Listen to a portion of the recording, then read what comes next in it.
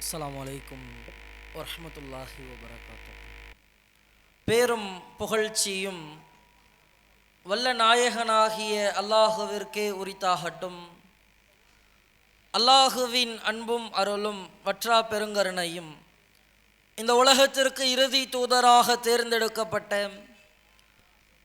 அண்ணலன் பெருமகனார் நபிகள் நாயகம் ஸல்லல்லாஹு அலைஹி வஸல்லம் அவர்கள் மீதும் அவர்களுடைய வாழ்க்கை வழிகாட்டுதல்களை தங்களால் இயன்ற அளவு பின்பற்றி வாழ்ந்து மறைந்த சத்திய சஹாபாக்கள் மீதும் சஹாபிய பெண்மணிகள் மீதும் குறிப்பாக அல்லாஹுவை குறித்து பேசப்படுகின்ற இந்த மார்க்க நிகழ்ச்சியில் ஒன்று குழுமி இருக்கிற நம்மவர்கள் அனைவரின் மீதும் ஏக இறைவனின் அன்பும் அருளும் உண்டாகட்டுமாக. பேரன்பிற்கும் பெருமதிப்பிற்கும் உரிய எல்லாம் வல்ல ஏக இறைவனின் நல்லடியார்களே, தமிழ்நாடு தௌஹீத் ஜமாத் நாகை மாவட்டம் ஏனங்குடி கிளையின் சார்பாக ஏற்பாடு செய்யப்பட்டிருக்கிற இந்த பொதுக்கூட்ட நிகழ்ச்சியில் மறுமையை மறக்கும் முஸ்லிம்கள் என்ற தலைப்பை வழங்கியிருக்கிறார்கள். பொதுவாக இஸ்லாமியர்கள் என்று சொன்னால் மற்ற நபர்களை காட்டிலும் மற்ற சித்தாந்தங்களை, மார்க்கங்களை, மதங்களை பின்பற்றுபவர்களை காட்டிலும் முஸ்லிம்கள் என்பவர்கள் தனித்து காட்டப்படுவதற்கான அடிப்படை முஸ்லிம்களுக்கு மத்தியில் ஆணித்தரமான ஒரு நம்பிக்கை இருக்கிறது. மனிதர்கள் மரணிப்பார்கள், மரணத்திற்கு பின்பாக இறைவன் ஒட்டுமொத்த உலகத்தையும் ஒரு நாள் அழிப்பான். உலகம் அழிக்கப்பட்டதற்கு பின்பு எல்லா மனிதர்களும் முதல் மனிதரிலிருந்து உலகத்தில் பிறந்த கடைசி குழந்தை வரை அத்துணை மனிதர்களும் மீண்டும் உயிர் கொடுத்து எழுப்பப்படுவார்கள். அப்படி எழுப்பப்படுகிற நாளில் விசாரணை நடத்தப்படும். அந்த விசாரணையில் உலகத்தில் வாழுகின்ற பொழுது என்னென்ன அமல்கள் செய்தார்களோ அதற்காக அவர்களுக்கு கூலி வழங்கப்படும். உலகத்தில் வாழுகின்ற பொழுது என்னென்ன பாவங்களில் ஈடுபட்டார்களோ அதற்காக அவர்களுக்கு கூலி வழங்கப்படும் என்ற நம்பிக்கை எல்லா முஸ்லிம்களிடத்திலேயும் இருக்கும். முஸ்லிம் அல்லாதவர்கள் மரணத்திற்கு பின்பு வேறொரு வாழ்க்கை இல்லை என்று நம்பினாலும், மரணித்து மனிதன் மறு ஜென்மமாக மறுபிறவியாக வேறொரு உருவமாக வருவான் என்று நம்பினாலும், முஸ்லிம்கள் மறுமை என்ற ஒரு வாழ்க்கை இருக்கிறது என்பதை ஆணித்தரமாக நம்புகிறோம். இதில் யாரும் மாற்று கருத்து கொள்ளப் போவது இல்லை. இதை நம்பினால்தான் ஒருவன் மூமின் என்பதை அல்லாஹுவின் தூதர் திட்டவட்டமாக சொல்லிவிட்டார்கள். நாம் எவற்றையெல்லாம் ஈமான் கொள்ள வேண்டும் என்று அல்லாஹுவின் தூதர் அவர்கள் நமக்கு சொல்லித் தருகின்ற பொழுது, அன்துஅமினு பில்லாஹ், நீங்கள் அல்லாஹுவை நம்ப வேண்டும், அவனுடைய தூதர்களை நம்ப வேண்டும், அவனால் இறக்கி வைக்கப்பட்ட வேதங்களை நம்ப வேண்டும். இப்படி வரிசையாக சொல்லுகின்ற பொழுது வல் யௌமில் ஆகிர், நாளை மறுமை நாள் என்று ஒன்று இருக்கிறது, இந்த மறுமை நாளை நீங்கள் நம்ப வேண்டும் என்று அல்லாஹுவின் தூதர் சொல்லித் தருகிறார்கள். மறுமையை நம்பினால்தான் ஒருவன் மூமின். மறுமை நம்பிக்கை இருந்தால்தான் நீங்கள் இஸ்லாமியனாக கருதப்படுவீர்கள். அதெல்லாம் சரி பாய், மறுமையை நம்ப வேண்டும், மறுமை என்று ஒன்று இருக்கிறது, அல்லாஹ் உயிர் கொடுத்து எழுப்புவான், இதையெல்லாம் நம்பாமல் எந்த முஸ்லிம்களும் இல்லையே. நம்முடைய ஏனங்குடி பகுதியை எடுத்துக்கொண்டால் எந்த முஸ்லிமிடத்திலாவது, அது மதரசால படிக்கிற பிள்ளையோ அல்லது பள்ளிவாசலிலேயே இருக்கிற நபரோ அல்லது 90 வயது 80 85 கடந்த முதியவரோ, யாரிடத்தில் கேட்டாலும் மறுமை நம்பிக்கை, மறுமையை நாங்கள் நம்பவில்லை என்று யாரும் சொல்ல மாட்டார்கள். மறுமையை நம்பவில்லை என்று நம்முடைய சமூகம் சொல்லலே, இந்த பயான் நிகழ்ச்சியில் ஒன்று குழுமி இருக்கிற நாம் யாரும் சொல்லவில்லை. பிறகு ஏன் நம்மிடத்தில் மறுமையை மறந்த முஸ்லிம்கள் என்று பேசப்பட வேண்டும்? மறுமையை நம்புகிறோம், ஈமான் கொள்ளுகிறோம். ஆனால் நாம் நம்புகிற நம்பிக்கை, மறுமை மீதான நம்முடைய பார்வை நம்முடைய உள்ளம் அளவில் ஆழ பதிக்கப்பட்டதாக இருக்கிறதா, அல்லது வெறுமன வாய் வார்த்தையாக வாய் மொழிகளில் மறுமையை நம்புகிறோம் என்று வாய் வார்த்தைகளாக சொல்வதாக இருக்கிறதா என்று பார்த்தால், முஸ்லிம் மக்களுடைய வாழ்க்கையை எடுத்து பார்க்கின்ற பொழுது, முஸ்லிம் மக்களுடைய வாழ்க்கையில் நடைபெறுகிற நிகழ்வுகளை எடுத்து பார்க்கின்ற பொழுது, மறுமை என்று ஒன்றை நம்பாமல் மறுக்கிற ஒருவன் எப்படி செயல்படுவானோ அது மாதிரி தான் முஸ்லிம்களுடைய செயல்பாடுகள் இன்றைக்கு இருக்கிறது. இது ஏதோ இந்த தலைப்பை தந்துவிட்டார்கள் என்பதற்காக சொல்லுகிற வார்த்தை அல்ல, ஏதோ மிகைப்படுத்தி பேச வேண்டும் என்பதற்காக சொல்லுகிற வார்த்தை அல்ல. உண்மையில் முஸ்லிம்களில் அதிகமான நபர்கள் மரணத்திற்கு பின்பாக ஒரு வாழ்க்கை இல்லை, அல்லாஹ் நம்மை உயிர் கொடுத்து எழுப்ப மாட்டான் என்று தங்களுடைய உள்ளத்தில் ஆழ பதிய வைத்து செயல்படுகிறார்களோ என்ற ஒரு பெரும் சந்தேகத்தை நமக்கு ஏற்படுத்துகிறது. பெரும்பான்மையான வாழ்க்கை முஸ்லிம்களுடைய செயல்பாடுகளை பாருங்கள். மறுமையை நம்புகிற ஒரு மூமின் எப்படி செயல்பட வேண்டுமோ, அவனுடைய இபாதத்துகளோ ஒழுக்க நடவடிக்கைகளோ மார்க்கம் சார்ந்த விஷயத்தில் வருகிற கட்டுப்பாடுகளோ, தன்னுடைய வாழ்க்கையில் சக மனிதனிடத்தில் பழகுகிற பழக்கங்களோ, ஒரு மூமின் எப்படி செயல்படுவானோ அது மாதிரி இருக்கானா? இல்லை. நீங்கள் உதாரணத்திற்கு பாருங்கள், பெரும்பான்மையான முஸ்லிம்கள் உலகத்தினுடைய ஆதாயத்தில், உலகத்தினுடைய இன்பத்தில் தான் மூழ்கி திளைத்திருக்கிறோம். அல்லாஹும் அல்லாஹுவின் தூதரும் திருமறை குர்ஆனில் ஆணித்தரமாக பதிய வைக்கிறார்கள். அல்லாஹுவின் தூதர் தன்னுடைய தோழர்களிடத்தில் கடுமையாக எச்சரிக்கிறார்கள். நான் பயப்படுகிற விஷயமே இதுதான். அல்லாஹுவின் தூதர் டிக்ளேர் செய்து சொல்லுகிறார்கள். அந்த உலக இன்பத்தில் மறுமையை மறக்கக்கூடிய நிகழ்வில் தான் இன்றைக்கு நாம் திளைத்திருக்கிறோம்.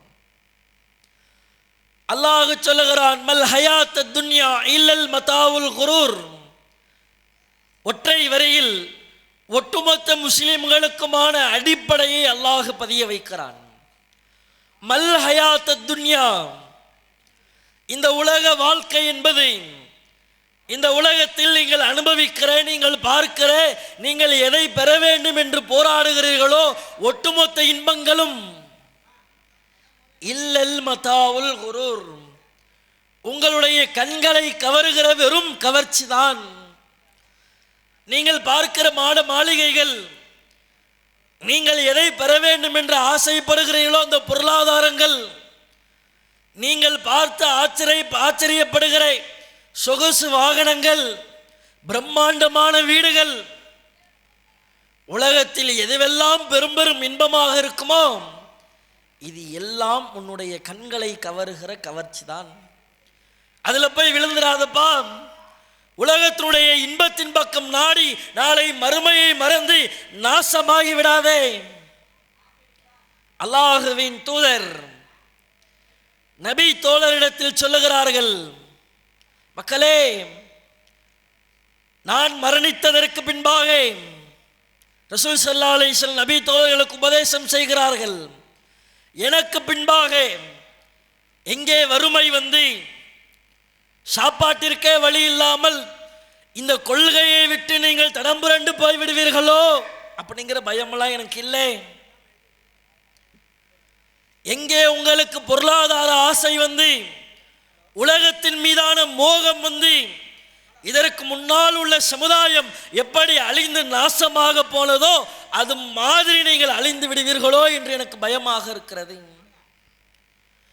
அல்லாஹுவின் தூதர் எதை பயந்தார்களோ அதுதான் இன்றைக்கு நம்முடைய சமுதாயத்தில் தலை தூக்கி இருக்கிறது.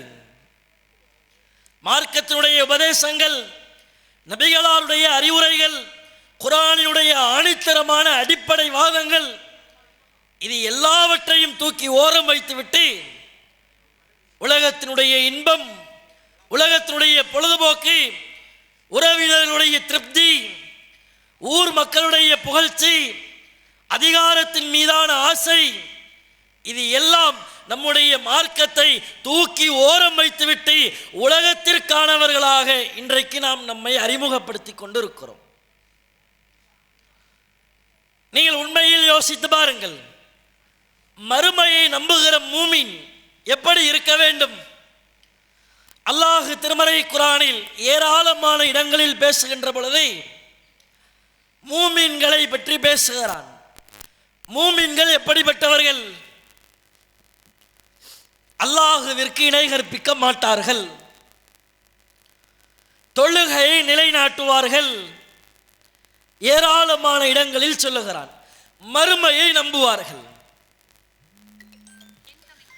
நீங்கள் பாருங்கள், இங்கே வந்திருக்கிற துணை நபர்களும் அல்லாஹுவை இறைவனாக ஏற்றுக்கொண்டோம். நம்முடைய மரணம் என்று இருக்கிறது, கண்டிப்பாக ஒரு நாள் மரணிக்க போகிறோம், நம்புகிறோம்.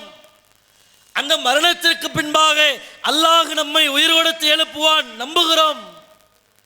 மறுமையை நம்புகிற நீங்கள், அல்லாஹுவை இறைவனாக ஏற்றுக்கொண்ட நீங்கள், இஸ்லாத்தினுடைய அடிப்படை வணக்கமாக சொல்லப்படுகிற தொழுகை என்ற வணக்க வழிபாட்டில் எப்படி இருக்கிறீர்கள்?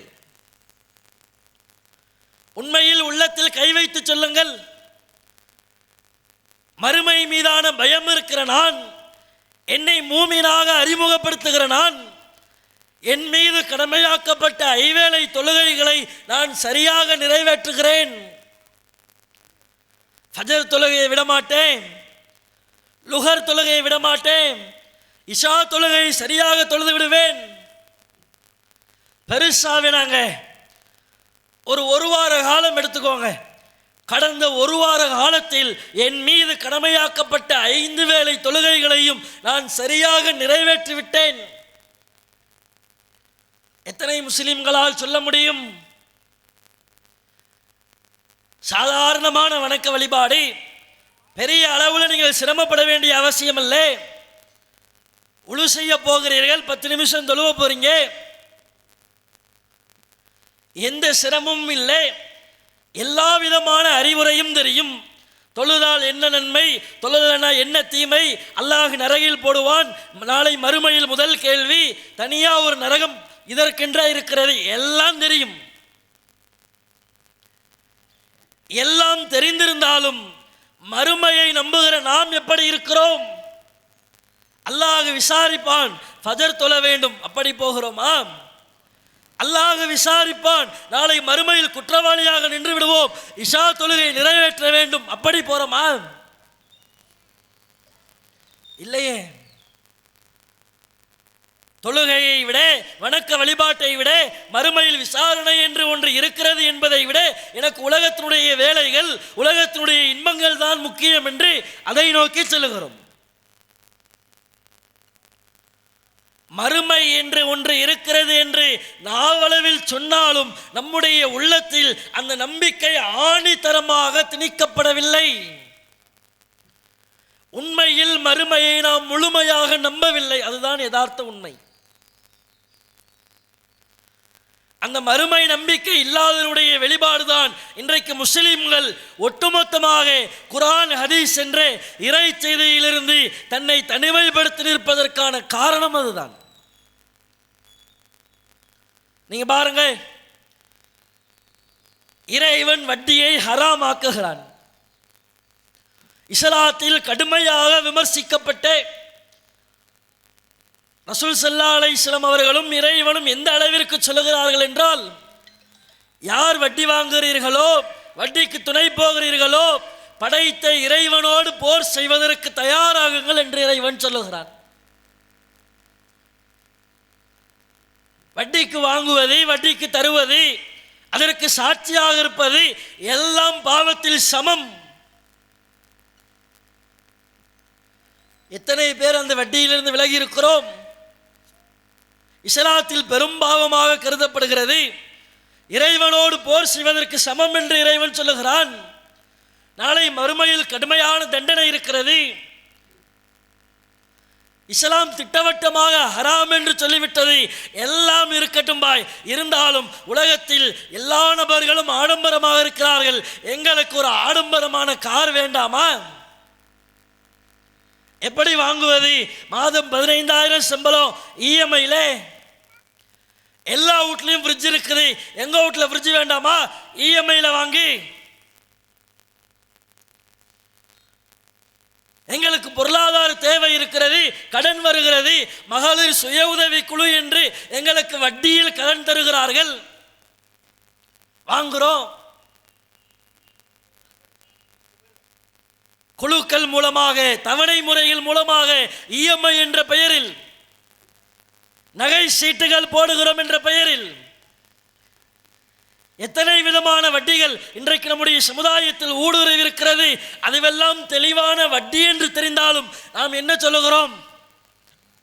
உங்க ஜமாத்தாபாய் காசு தருது, எனக்கு காசு தேவைப்படுது, கடன் வாங்கணும், வட்டிக்கு தான் வாங்கணும், வேற வழி இல்லை. எதற்கு கடன்? அடிப்படை தேவையை நிறைவேற்றுவதற்கா? எல்லா நபர்களை போன்று நம்மை நாம் ஆடம்பரமாக காண்பித்துக் கொள்வதற்காக மகளிர் சுய உதவி குழு என்ற பெயரில் இன்றைக்கு எத்தனை இஸ்லாமிய பெண்மணிகள் அந்த வட்டியில் போய் இருக்கிறார்கள் தெரியுமா?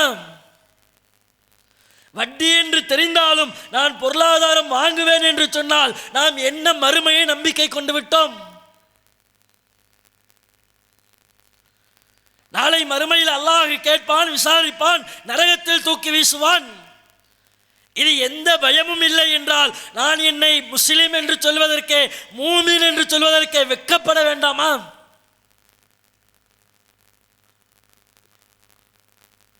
இன்றைக்கு வட்டிகளில் ஊறி திளைத்திருக்கிறோம்.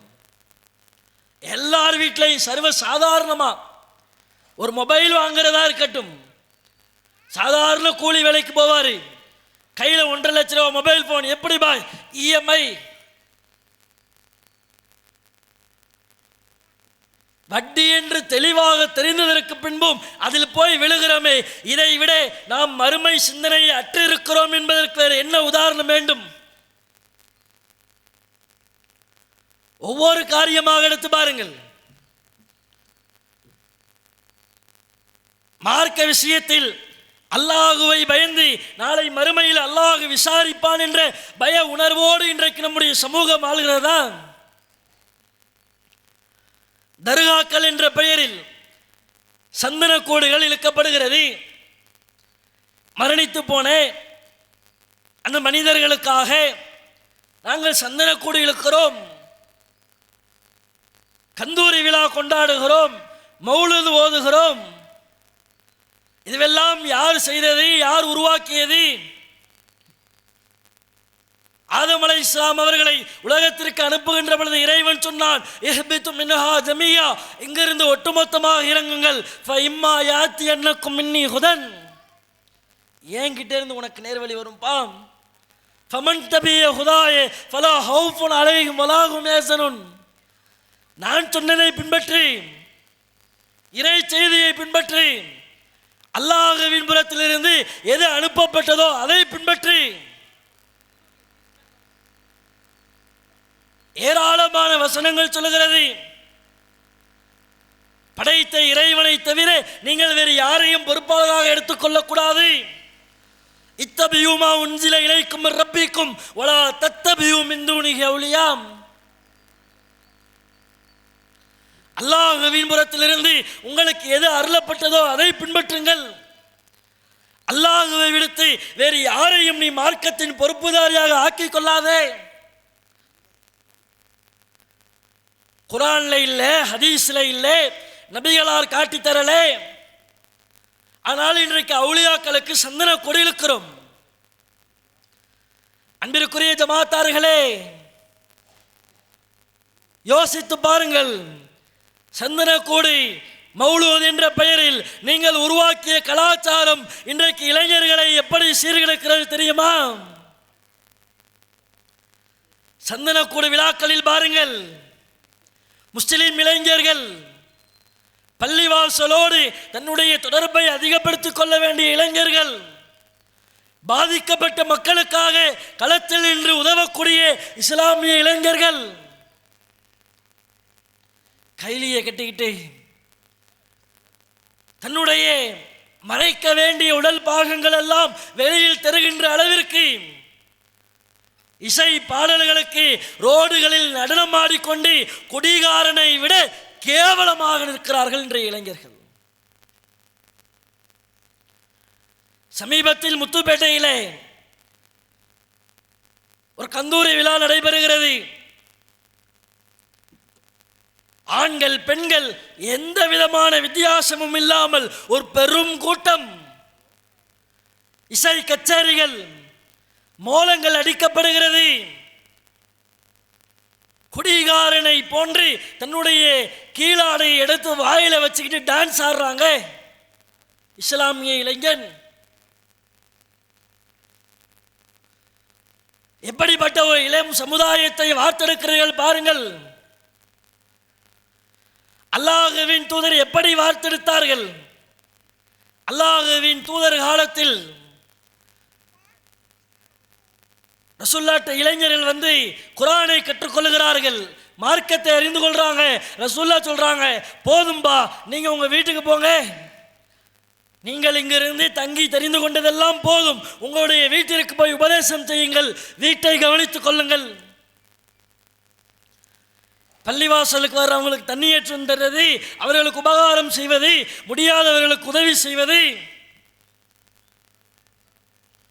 குர்ஆன் ஓத தெரியாதவர்களுக்கு குர்ஆனை கற்றுக் கொடுப்பது, அப்படிப்பட்ட ஒரு பெரும் சமுதாயத்தை, இளம் பருவத்தை அல்லாஹ்வின் தூதர் வார்த்தெடுத்தால், இன்றைக்கு ஜமாத் என்ற பெயரில் அல்லாஹ்வும் அல்லாஹ்வின் தூதரும் காட்டி தராத காரியங்களை எல்லாம் வணக்கமாக நம்முடைய சமுதாயத்தில் சித்தரித்து இளம் சமுதாயத்தை எப்பேற்பட்ட சீர்கேட்டிற்கு அழைத்துச் செல்கிறீர்கள். ஒரு திருமண நிகழ்வை பாருங்க.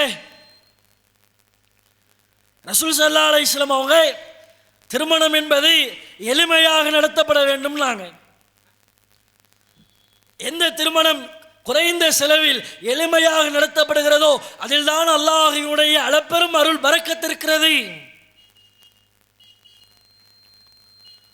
அப்படித்தான் ரசூலுல்லாஹ் அறிவுரை சொன்னார்கள், அப்படித்தான் நபி தோழர்களையும் வார்த்தெடுத்தார்கள். நம்முடைய பகுதியில் எப்படி திருமணம் நடைபெறுகிறது? திருமணம் என்று வந்துவிட்டால் ஊர் முழுக்க அழைப்பிதழ், ஒரு வீடு பாக்கி இல்லை. அலிம் சாட்டு ஆரம்பிச்சு கடை கோடியில் இருக்கிற மனிதர் வரை எல்லா நபருக்கும் அழைப்பிதழ். பிரம்மாண்டமான ஆடம்பர செலவுகளில், அனாவசியமான செலவுகளில் மிக பிரம்மாண்டமாக திருமணம் நடத்தப்படுகிறது.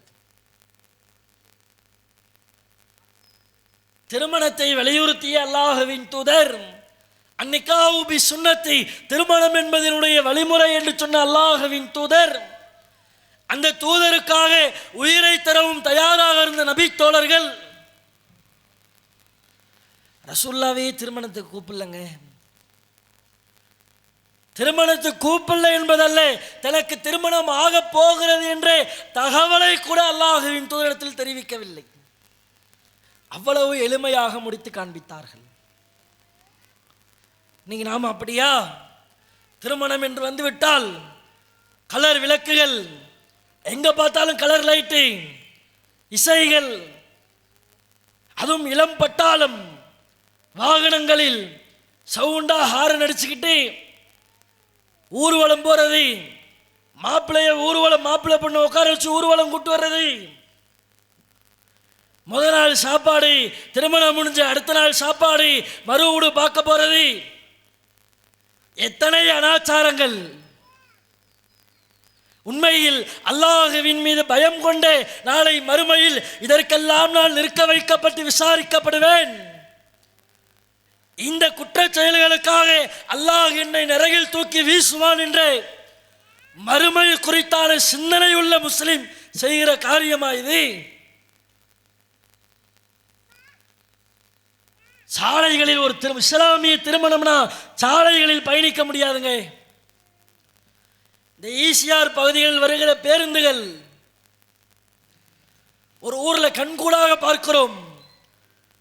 ஒரு பஸ் டிரைவர் வண்டியை நுப்பாட்டி இஸ்லாமிய திருமணம், இளைஞர்கள் ஒரு 30-40 பேர் இருசக்கர வாகனங்கள்ல சவுண்டா ஹார்ன் அடிச்சுட்டு பறக்கலாம் கடந்துக்கிட்டு.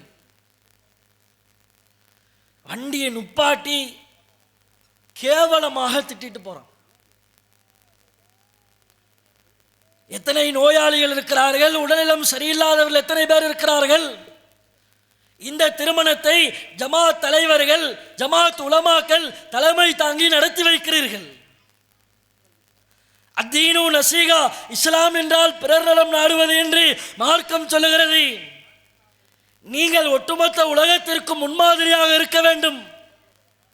இருக்கிற எல்லா நபர்களுடைய ஏச்சு பேச்சுக்களையும் இன்றைக்கு நம்முடைய சமுதாய இளைஞர்கள் வாங்கி கொண்டிருக்கிறார்கள்.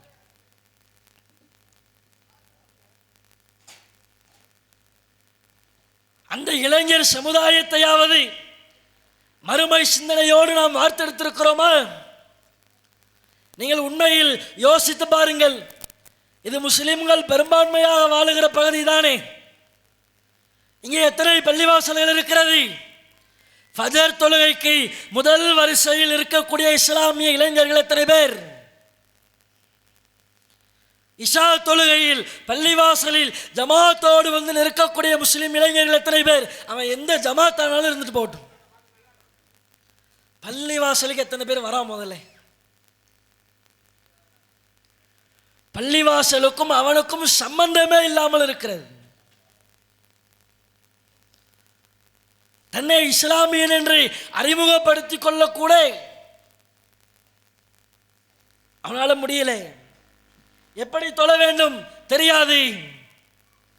அவனுடைய முடிவெட்டுகிற முறையில இருந்து போட்டுக்கொள்ளுகிற ஆடை முறை வரை எல்லாம் அப்படியே இஸ்லாத்திற்கு நேர் எதிரானது. நீங்கள் பாருங்கள், ஒவ்வொரு தெருவினுடைய மூலைகளிலும் இஸ்லாமிய இளைஞர்கள் எல்லாரும் கையில் ஒரு செல்போனை வச்சு குழுமி நிற்கிறான். 12 வயசோ 13 வயசோ 20 வயசோ 25 வயசோ எல்லாம் தெருவுக்கு தெரு 5 பேர் 6 பேர் ஒவ்வொரு மூலையில வீட்டு வாசல்கள்ல எதை பத்தி பேசுறான்? நம்முடைய சமுதாயம் எப்படியெல்லாம் வஞ்சிக்கப்படுகிறது, நாளைய சமுதாயத்தை நாம் எப்படி பாதுகாக்க போகிறோம், இஸ்லாத்தை ஒழிப்பதற்காக இஸ்லாமியருடைய உரிமைகளை பறிப்பதற்காக என்னென்ன சட்டங்கள் எல்லாம் இயற்றப்படுகிறது, இதை குறித்து ஆலோசிக்கிறானா? அசிங்கமான படங்கள், அறிவறுக்கத்தக்க பேச்சுக்கள், செல்போன்ல விளையாட்டுகளை ஏற்றி வைத்துக் கொண்டு அரை மணி நேரம் 1 மணி நேரம் 2 மணி நேரம் பள்ளிவாசலில் பாங்கு சொன்னால் கூட பாங்கு சப்தத்தை கூட ஒரு பொருட்டாக மதிக்காமல் உலகத்தின்பால் இன்றைக்கு நம்முடைய இளம் சமுதாயம் திளைத்திருக்கிறதே. இவர்களுக்கு மறுமை சிந்தனையை நாம் ஊட்டியிருக்கிறோமா? மறுமை சிந்தனையோடு அதனுடைய பெற்றோர்கள் வார்த்தெடுத்திருக்கிறீங்களா?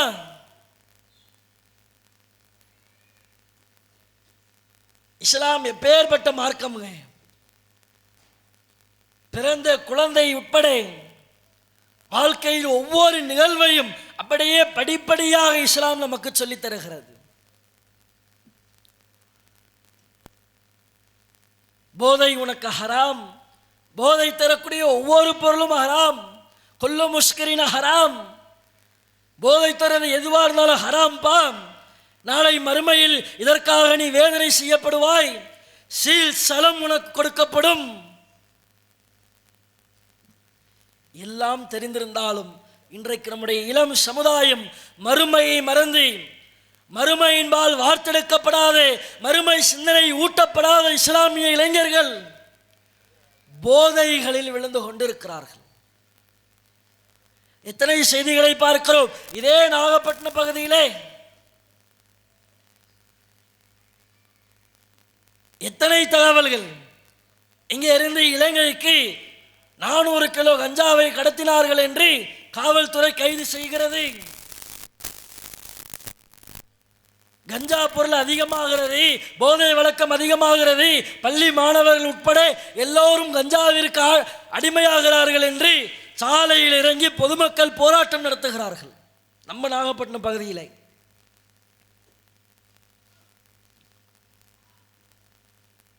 இவ்வளோ ஏங்க, ஒரு காலத்தில்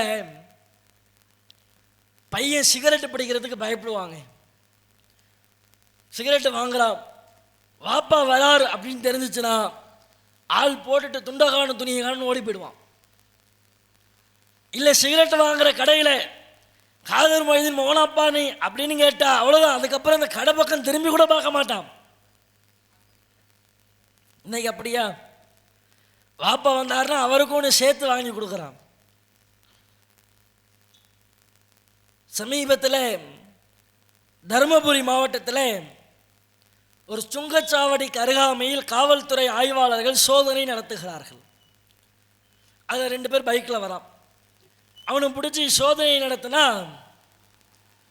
பாக்கெட்டில் ஸ்டாம்ப் வச்சிருக்கிறான். அவங்க காவல்துறை ஆய்வாளர்களுக்கு ஆச்சரியம், தபால் பயன்படுத்தப்படாத இந்த காலத்தில் இவ்வளோ ஸ்டாம்பா? சரி, ஏதோ அழிந்து போன முறைகளை எல்லாம் மீட்டு கொண்டு வருகிற இளம் சமுதாயம் அப்படின்னு நினைச்சா, அவன் சொல்றான், சார் இது போஸ்ட் கவரில் ஒட்டுற ஸ்டாம்ப் இல்லை, இது நாக்கில் ஒட்டுற ஸ்டாம்பு. என்னடா சொல்கிறேன்? இந்த ஸ்டாம்பை கிழிச்சு நாக்கில் வச்சோம்னா போதை ஏறும்.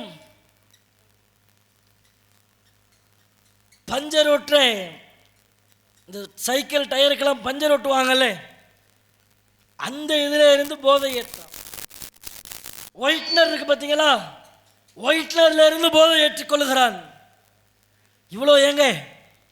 சமீபத்தில் செய்தித்தாள்களில் பார்த்தது, பாம்பு இருக்குல்ல, பாம்பை கடிக்க விட்டு போதை ஏற்றிக்கிறாங்க. ஒரு பாம்பு கடிக்க 1000 ரூபாய். இந்த சமுதாயம் எதை நோக்கி போகுதுன்னு பாருங்க. நம்முடைய பகுதியிலேயுமே இங்கே இருக்கிற இஸ்லாமிய இளைஞர்கள் கஞ்சா பொருட்களுக்கு, குட்கா போயிலை போன்ற பொருட்களுக்கு, சிகரெட் மது என்ற பொருட்களுக்கு அடிமையாகி தன்னுடைய இம்மையையும் நாசமாக்கி மறுமையையும் நாசமாக்கி கொண்டிருக்கிறார்கள். இதெல்லாம் என்ன காரணம்? பிள்ளையை பெற்றோம், ஸ்கூலில் சேர்த்து விட்டோம், ஏதோ கடமைக்கு மதரசா போச்சுன்னோம், பிள்ளை தொழுகிறானா இல்லையா தெரியாது, பிள்ளை என்ன படிச்சிருக்கிறான் தெரியாது, எங்க போறான் எங்க வரா எதுவும் தெரியாது. இதுல பிள்ளை ஆசைப்பட்டாண்டு மிக பயங்கரமான செலவுகள் செய்து லட்சக்கணக்கில் வாகனங்கள் வாங்கி தருகிறோம். என்ன நிலைமை? இளம் சமுதாயத்தை பாருங்க. நீங்க பைக்கை எடுத்தானா ஸ்டார்டிங்லே 80-100 தான். அது தெருக்களாக இருந்தாலும் சரி, புறச்சாலைகளாக இருந்தாலும் சரி, எடுத்தா 100-120. இதுல தான் முழுக்க முழுக்க 3 பேர் 4 பேர் பைக் வாங்கி கொடுக்குறீங்கல்ல, ஸ்பீடா போறானே, போய் விழுந்து எங்கேயாச்சும் ஆக்சிடென்ட் ஆகி கை காலை உடைச்சிக்கிட்டு அவனுக்கு பாதிப்பு வந்தா பரவாயில்ல, யாரோ ஒருத்தன் அவன் பாட்டுக்கு அல்லான் ரோட்ல போய்கிட்டு இருப்பான். சமீபத்தில் பார்த்தோமுங்க ஒரு விபத்து. சாலை ஓரத்தில் ஒரு நிறை மாத கர்ப்பிணி பெண், அவங்க பாட்டுக்கு ரோட்டில் நடந்து போயிட்டு இருக்கிறாங்க. ட்ரீட்மெண்ட் செக் பண்ணி செக்அப் முடிச்சு ரோட்டில் நடந்து போகிறாங்கங்க. அங்கேருந்து வேகமாக வந்தவன் டேர்னிங்கில் வாகனத்தை கண்ட்ரோல் பண்ண முடியாமல் அந்த பெண்மணி மீது வாகனத்தை விட்டு வயிற்றில் இருக்கிற சிசு உட்பட மரணித்து விட்டார்கள். நீங்கள் யோசித்து பாருங்கள், அந்த குடும்பத்தினுடைய வேதனை எப்படி இருக்கும். உங்கள் பிள்ளை ஆசைப்பட்டு கேட்குறான்னு வாகனம் வாங்கி தரீங்க, லட்சக்கணக்கில் செலவு பண்ணி வாங்கி தரீங்க, எங்கேயோ போய் விட்டு அவன் செத்தா பரவாயில்ல, இருக்கிற பல நபர்களையும் சேர்த்து சாவடிக்கிறான். எல்லாம் தெரிஞ்சும் என் பிள்ளை வேகமாக போகட்டும், எங்கேயாச்சும் விடட்டும், யார் குடும்பத்தையாச்சும் நடுரோட்டில் கொண்டு வந்து நிறுத்தட்டும் என்று வாகனங்கள் மிக அதிக செலவில் அதிவேகமாக பயணிக்கிற வாகனங்கள் வாங்கி தரீங்களே. அதே பிள்ளைய பறிகொடுத்துட்டு நாளைக்கு உட்காந்து அழுவுறீங்க.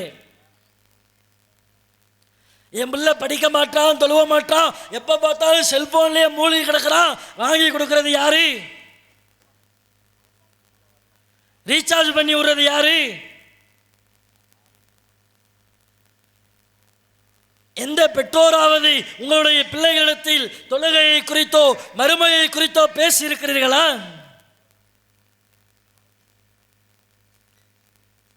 நம்முடைய சமுதாயத்திற்கு மறுமையை குறித்த சிந்தனையை தராதனுடைய வெளிப்பாடு தன்னுடைய வாழ்க்கையை போதையில், வாகனங்களில் அதிவேகமாக பயணிப்பதில், அந்நிய பெண்களிடத்தில் பேசுவதில் முழுக்க முழுக்க மறுமையை சீரழித்துக் கொண்டிருக்கிறான்.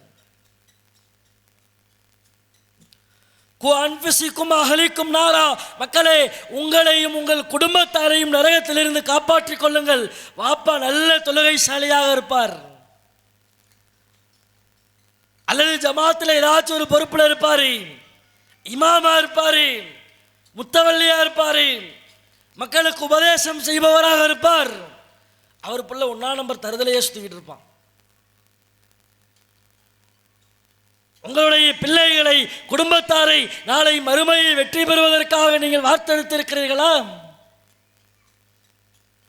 போதை வழக்கம், சிகரெட், பீடி எல்லாத்துலேயும் மூழ்கி கிடக்கிறான். அதான் சொல்றேனே, நீங்க வேணா பாருங்க, எந்த ஜமாத்துடைய பள்ளிவாசலுக்கு வேணாலும் போங்க, ஃபஜர் தொழுகையில் ஃபர்ஸ்ட் சஃப்ல இருக்கிற ஒரு 3 இஸ்லாமிய இளைஞர்களை நீங்கள் பார்க்க முடியாது. முழுக்க முழுக்க தன்னுடைய நேரங்களை வீணான உலகத்தினுடைய இன்பங்களில் கழித்துக் கொண்டிருக்கிறார். வணக்க வழிபாடுகள்ல, மார்க்கம் தடுத்த விஷயங்கள்ல எல்லாவற்றிலையும் வட்டியில ஆரம்பித்து பெரும் பாவங்கள் வரை மறுமை சிந்தனை இல்லாதவர்களை போன்று நாம் செயல்பட்டு கொண்டிருக்கிறோம். மக்களே, ஒரே ஒரு விஷயத்தை உள்ளத்தில் ஆழ பதிய வைத்துக் கொள்ளுங்கள். அல்லாஹுவை குறித்து நாம் நினைக்கிறோம். அர் ரஹ்மான், அர் ரஹீம். அல்லாஹ் அளவற்ற அருளாளன், நிகரில்லா அன்பாளன், கருணையாளனுக்கெல்லாம் கருணையாளன், மாற்று கருத்து இல்லை.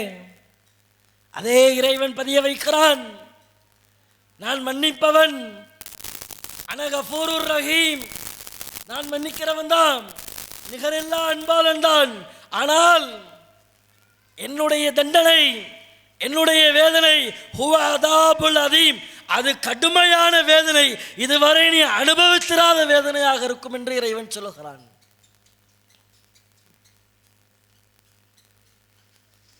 மறுமை விஷயத்தில் அலட்சியமாக இருந்து விடாதீர்கள். இன்றைக்கு இந்த பொதுக்கூட்டத்தில் வந்து அமர்ந்திருக்கிறோம். குல்லு நஃப்ஸின் தாயிகத்துல் மௌத், ஒவ்வொரு ஆத்மாவும் ஏதோ ஒரு நாள் மரணிக்கத்தான் போகிறது. இந்த பொதுக்கூட்ட மேடையில் உங்களிடத்தில் பேசுகிற நான் எத்தனை நாட்கள் உயிரோடு இருப்பேன் தெரியாது. இங்கே அமர்ந்திருக்கிற நீங்கள் உங்களுடைய வீட்டிற்கு போகிறவரை உங்களுடைய உடலில் ரூஹ் இருக்குமான்னு தெரியாது. மலக்குல் மௌத்தை சந்தித்து விட்டால் முடிவு செய்து கொள்ளுங்கள், மறுமையை சந்திக்க போகிறோம். உலகத்தினுடைய எல்லா விதமான செயல்களும் துண்டிக்கப்பட்டுவிடும். உலகத்தில் என்னென்ன பாவங்கள் செய்தோமோ, உலகத்தில் அல்லாஹ்வின் மார்க்கத்தை தூக்கி ஓரம் வைத்துவிட்டு உலகத்தினுடைய இன்பங்களில், பொழுதுபோக்குகளில் எப்படி நேரத்தை செலவழித்தோமோ, ஒரு நிமிஷம் கூட கிடைக்காதுங்க நாளைக்கு மறுமையில. நரகவாதிகள் அல்லாஹ்விடத்தில் கேட்பார்கள், இறைவா எனக்கு கொஞ்ச காலம் அவகாசம் கொடு, கொஞ்ச நேரம் அவகாசம் கொடு. உலகத்தில் போய் என்னுடைய பொருட்கள் எல்லாவற்றையும் என்னுடைய பாதையில் நான் எழுதி வைத்து விட்டு வந்து விடுகிறேன், எல்லாத்தையும் தர்மம் பண்ணிட்டு வந்துடுறேன். ஒரு வினாடி கூட அல்லாஹ் தரமாட்டான். உங்களுடைய ரூ கைப்பற்றப்பட்டு விட்டது என்று சொன்னால் அத்தோடு உங்களுக்கும் இந்த உலகத்திற்குமான எல்லா விதமான உறவுகளும் துண்டிக்கப்பட்டுவிடும். மறுமையை மறக்காதீர்கள் சகோதர சகோதரிகளே. சொல்லப்படுகிற அறிவுரைகளை கூட, மார்க்க உபதேசங்களை கூட இன்றைக்கு நாம் எப்படி பார்க்க ஆரம்பித்து விட்டோம். குர்ஆன் வசனத்தை சொன்னால் கூட அது என்ன நீங்க சொல்லி நாங்க கேட்கிறது, உங்களை விட வளமை வாய்ந்த, நாங்கள் தலையில் தூக்கி வைத்து கொண்டாடிய எங்களுடைய உலமாக்கள் 7 வருஷம் படித்தவங்க, 10 வருஷம் படித்தவங்க, 30 ஆண்டு காலம் இந்த தௌஹீதில் இருந்தவர்கள், அவர்கள் சொன்னால்தான் நாங்கள் கேட்போம், நீங்கள் சொன்னாலாம் கேட்க முடியாது அப்படின்னு நினைச்சு அலட்சியம் செய்து விடாதீர்கள். சொல்லப்படுகிற உபதேசத்தை யார் சொல்லுகிறார்கள் என்று பார்க்காதீர்கள். சொல்றவர் ஜிப்பா போட்டிருக்கிறாரா, தாடி வச்சிருக்கிறாரா, தொப்பி போட்டிருக்கிறாரான்னு பார்க்காதே. குர்ஆன் வசனத்தை சொல்லுகிறாரா என்று பார். உன்னுடைய மறுமை வெற்றிக்கான வாழ்க்கையை சொல்லுகிறாரா என்று பார். ஒரே ஒரு செய்தி, மறுமையை நம்புவர்கள் எப்படி இருக்க வேண்டும் தெரியுமா? உஹது போர்க்களம் நாம் எல்லாம் கேள்விப்பட்டிருப்போம். வரலாற்றில் மறக்க முடியாத ஒரு போர்க்களம் உஹது போர்க்களம். முஸ்லிம்களுடைய கைகள் முதலில் மேலோங்குகிறது. எதிரிகள் துரத்தி அடிக்கப்படுகிறார்கள். ஒரு கட்டத்தில் எதிரிகள் பின்னால் இருந்து வந்து தாக்குகின்ற பொழுது முஸ்லிம் படை சீர்குலைக்கப்படுகிறது. அங்கங்க ஆட்கள் சிதறுகிறார்கள். எதிரிகள் பல முஸ்லிம்களை வெட்டி வீழ்த்துகிறார்கள். அனஸ் பின் நலர் என்று சொல்லப்படுகிற நபி தோழர் தன்னுடைய கையில் வாளை எடுத்துக்கொண்டு போர்க்களத்திற்கு செல்கிறார். முஸ்லிம்கள் எல்லாம் சிதறடித்து ஓடுகிறார்கள். அனஸ் பின் நலர் களத்திற்குள் செல்கிறார். வழியில சாத் பின் முஆதை பார்த்து கேட்கிறார், ஐனைய சாத், சாதே எங்க போறீங்க? அடுத்து அவர் சொல்லுகிறார், இன்னி அஜீது ரீகல் ஜன்னா தூன உஹுத், உஹது மலையினுடைய அடிவாரத்தில் சுவனத்தினுடைய வாடை எனக்கு வீசுகிறது. களத்தை விட்டு எங்கே வெளியே செல்கிறீர்கள்? போர்க்களத்துக்கு போறார். எதிரிகளோடு கடுமையான சண்டை. அந்த ஹதீஸினுடைய இறுதியில் நீங்கள் பார்க்கலாம், சஹீஹ் முஸ்லிமில் பதிவு செய்யப்பட்ட செய்தி. அந்த ஹதீஸினுடைய இறுதியில் பதிவு செய்கிறார்கள், நாங்கள் இறந்து போனவர்களுடைய ஜனாசாக்களை எல்லாம் எடுத்துக்கொண்டிருந்தோம். அதிலே ஒரு உடலை பார்த்தோம். அந்த உடல் எப்படி தெரியுமா இருந்தது? ஓ சமானூன தானத்தின் ஒரு லர்பத்தின் ஒரு ரமைத்தின் விஷம், வாள்களால் வெட்டப்பட்டு, அம்புகளால் கிழிக்கப்பட்டு, ஈட்டிகளால் பெயர்த்தெடுக்கப்பட்டு, அந்த ஒரே ஒரு உடம்பில் 80க்கும் மேற்பட்ட காயங்கள். மௌத்தா போனவர் யாருன்னு எங்களுக்கு தெரியல. அனஸ் பின் நலருடைய சகோதரி அவருடைய விரலை வைத்து சொல்லுகிறார், இவர்தான் என்னுடைய சகோதரர் அனஸ். நீங்கள் யோசித்து பாருங்கள் மக்களே. போர்க்களத்தில் தன்னுடைய சக தோழர்கள் எல்லாம் திரும்புகின்ற பொழுது கையில் ஒற்றை ஆளாக வாளை எடுத்துக்கொண்டு உஹது மலையுடைய அடிவாரத்தில் சொர்க்கத்தின் வாடை வீசுகிறது என்றார். அதுதான் மறுமை நம்பிக்கை. உலகத்தில் எவ்வளவோ பெரிய இன்பங்களை திரட்டும், கோடி ரூபாயை திரட்டும், அட அல்லாஹ்வின் மார்க்கத்தை விட வேறு எதுவும் எனக்கு முக்கியம் இல்லடா. இது முஸ்லிமுடைய உள்ளத்தில் இருக்க வேண்டும். உலகமு துன்யா வலனா ஆகிரா.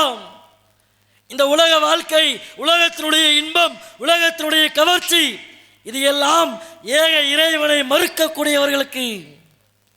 வலனா ஆகிரா, நமக்கு மறுமை இருக்கிறது. மரணம் ஒன்றுதான் நமக்கு தடையாக இருக்கிறது.